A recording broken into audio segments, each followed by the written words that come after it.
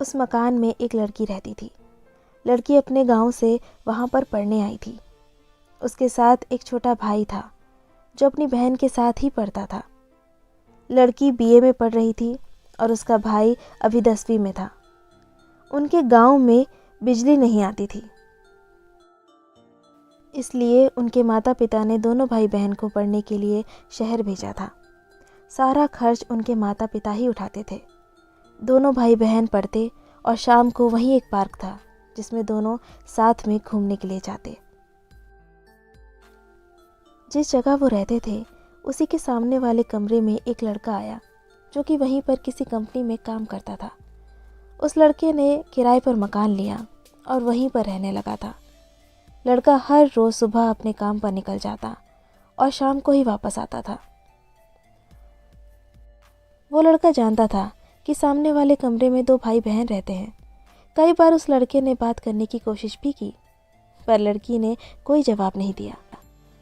ये बात उस दिन की है जब संडे था और वो लड़की अपने कपड़े सुखाने के लिए छत पर गई थी। वहीं पर वो लड़का टहल रहा था और उसने तभी कुछ पूछा था, जैसे कि तुम्हारा नाम क्या है और तुम कहाँ से आए हो। पर लड़की ने कोई जवाब नहीं दिया और अपने कमरे में चली गई। एक दिन रात को उस लड़की को बुखार था और उसका भाई भी काफ़ी परेशान था क्योंकि वो दवाई नहीं ला पा रहा था। तभी उसके भाई ने सामने रह रहे लड़के से बात की और उसको दवाई लाने के लिए कहा। फिर उसके बाद वो लड़का दवाई ले आया और इसी बहाने से वो कमरे में दाखिल हुआ। लड़की को दवाई दी और पूछा कि अगर कोई और काम हो तो मुझे बता दो, मैं कर सकता हूँ। तभी लड़की ने कहा कि नहीं, मैं कर लूँगी। पर लड़के ने सोचा कि ये बुखार में है और मैं कुछ खाने के लिए ले आता हूँ। कुछ देर बाद लड़का उनके खाने के लिए कुछ ले आया। दोनों भाई बहन ने खाना खाया और उसका शुक्रिया अदा किया कि आपने हमारी मदद की। हम यहाँ पर किसी को नहीं जानते हैं, इसलिए किसी को बता भी नहीं सकते और हमें यहाँ पर आए हुए कुछ महीने ही हुए हैं। अगले दिन लड़का अपने काम पर चला गया और लड़की की तबीयत कुछ ठीक होने लगी। इस बार लड़की ने लड़के के लिए कुछ खाने के लिए बना दिया जिससे उसे अच्छा लगे। जब शाम को लड़का घर पर आया तो लड़की ने कहा कि आप कुछ खाने के लिए मत लाना, मैंने आपके लिए कुछ बनाया है। लड़के ने कहा कि इसकी कोई ज़रूरत नहीं थी। लड़की ने जवाब दिया, बस मैंने अपने लिए बनाया था तो सोचा कुछ आपके लिए भी बना दूँ, इससे कोई फ़र्क नहीं पड़ता।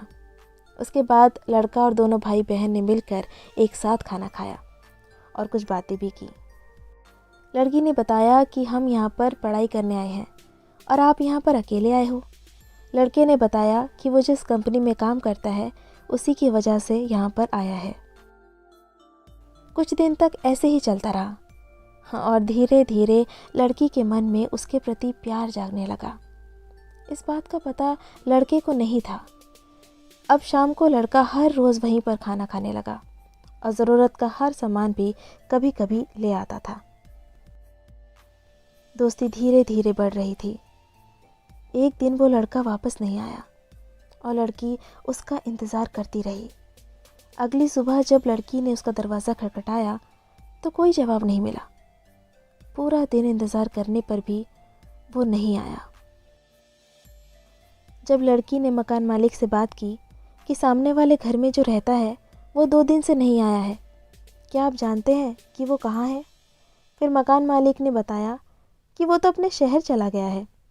वो 2 दिन पहले आया था और मुझे चाबी देकर कहा कि मुझे दूसरी कंपनी में जॉब मिल गई है, इसलिए जाना होगा। यह कहकर वो चला गया।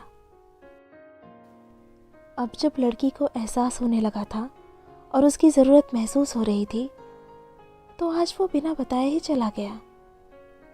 कुछ लोग ऐसा दर्द दे जाते हैं जिनका इलाज होना बहुत ही कठिन है। आज इस बात को 2 साल बीत गए पर वो आज तक वापस नहीं आया।